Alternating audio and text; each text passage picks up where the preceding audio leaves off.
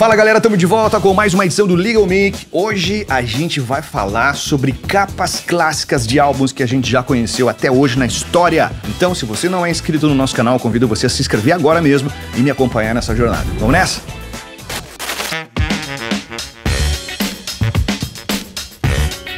Mesmo que hoje os álbuns físicos não sejam tão procurados, afinal de contas, não é necessário nem ter o álbum físico para a gente poder ouvir música, não é mesmo? Muitos artistas seguem com a preocupação de representar o que é o material que temos em mãos a partir da imagem da capa. E hoje, muito mais do que capas, nós temos os chamados álbuns visuais, que além de fotos, tem vídeos exclusivos também. Então vamos juntos conferir algumas dessas capas mais emblemáticas da indústria musical.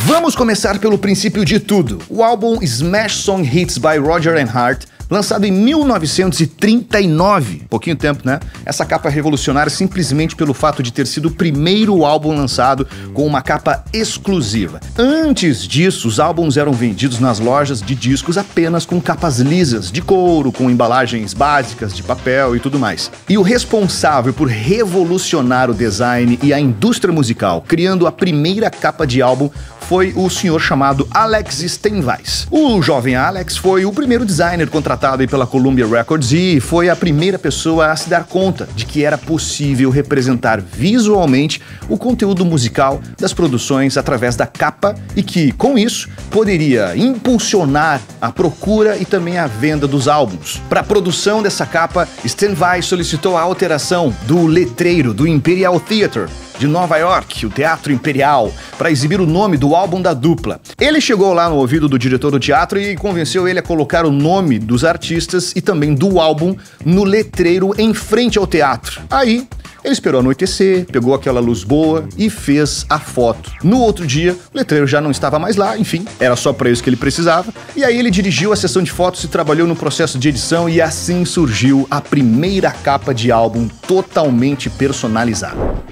A próxima capa é do álbum de Frank Sinatra, o Frank Sinatra Sings for Only the Lonely, lançado em 1958 e traz a representação do cantor americano como um palhaço triste e solitário, com uma combinação de cores espetacular que capta a intenção da obra, que é confortar os corações solitários. A obra é tão espetacular que a capa desenvolvida pelo artista Nicholas Volpe recebeu o prêmio de melhor capa de álbum na primeira premiação do Grammy em 1959, ano seguinte do lançamento.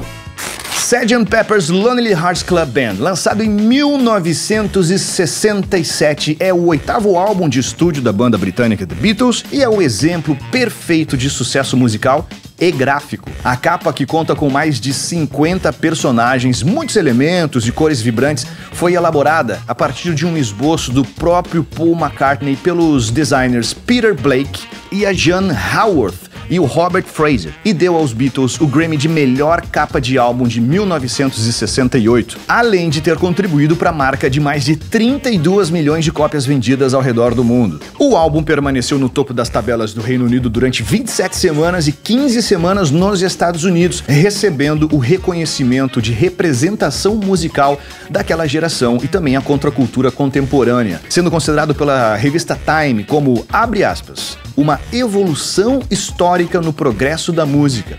Fecha aspas. São os Beatles sendo Beatles, né, galera?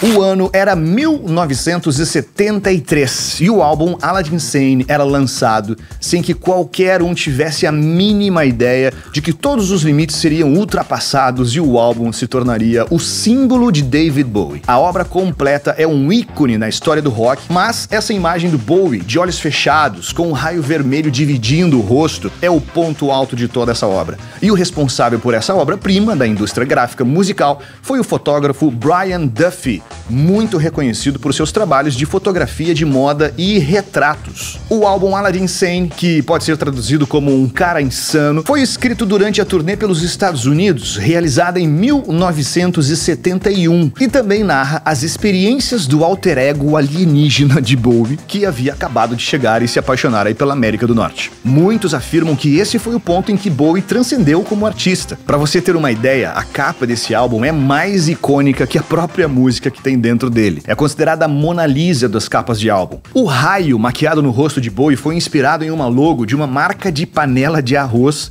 chamada Nacional, que o Duffy, fotógrafo, tinha no seu estúdio, representando os dois sentimentos de Bowie em sua turnê americana de 1972, onde, por um lado, ele se realizava em poder mostrar a sua música para os fãs e, do outro lado, representando o fato de que ele não curtia muito excursionar dentro de um ônibus com pessoas estranhas. Outra produção que é óbvio que não poderia faltar aqui é o The Dark Side of the Moon, do Pink Floyd, de 1973. Os designers gráficos Storm Thorgerson e o Aubrey Powell, fundadores do grupo Hipgnosis, foram os responsáveis tanto pelo conceito quanto pela execução dessa obra gráfica. A ideia da capa foi um desafio porque a banda queria mudar o padrão de capas com fotografias. Então, o grupo se inspirou na física. Sim, na física, para essa criação. O princípio foi uma fotografia em preto e branco de um prisma, que é uma ilustração clássica da dispersão da luz branca. Ou seja, quem diria que uma das capas de álbum mais emblemáticas sairia de uma teoria de física, não é mesmo?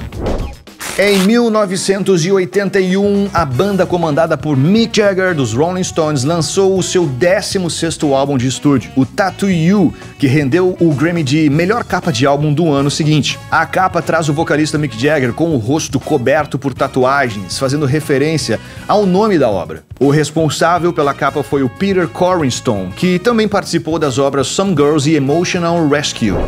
Antes de seguir para a nossa última capa de álbum dessa lista, você pode deixar o seu like nesse vídeo, já se inscrever no canal e também ativar o sininho para você receber a notificação quando entrar um vídeo novo. Então faz a mão aí, já aproveita e segue a gente nas redes sociais, Rede_Atlântida no Instagram e no Twitter e @Rede Atlântida no TikTok. Bora para a nossa última de hoje? É claro que o rei do pop apareceria nessa lista, não é mesmo? Em 1991, Michael Jackson lançou seu 8º álbum de estúdio, Dangerous, porque revolucionar a música e também a dança não eram suficientes aí pro Michael Jackson, né? Aí ele veio para revolucionar o cenário gráfico musical. Essa capa foi inspirada em cartazes de divulgação circense, com destaque nos olhos de Michael Jackson e com muitos elementos gráficos e ilustrações. Também foram incorporados vários momentos marcantes, tanto da vida profissional quanto do pessoal de Michael Jackson, coisas que nunca foram bem explicadas, mas que estão ali. O responsável por essa arte foi o Mark Readon, que criou um novo gênero de pintura chamado surrealismo pop. Essa capa desse álbum Dangerous ajudou a vender mais de 32 milhões de cópias do álbum de Michael Jackson. Gostou dessa nossa lista? Se sentiu falta de alguma capa que você sabe que foi emblemática e não está aqui na nossa lista, pode deixar nos comentários que a gente vai dar uma espiada também. Aproveita, já deixa o seu like e se inscreve no canal se você ainda não é inscrito e compartilha com quem você acha que vai gostar desse conteúdo. Até a próxima com o Liga o Mickey. Valeu!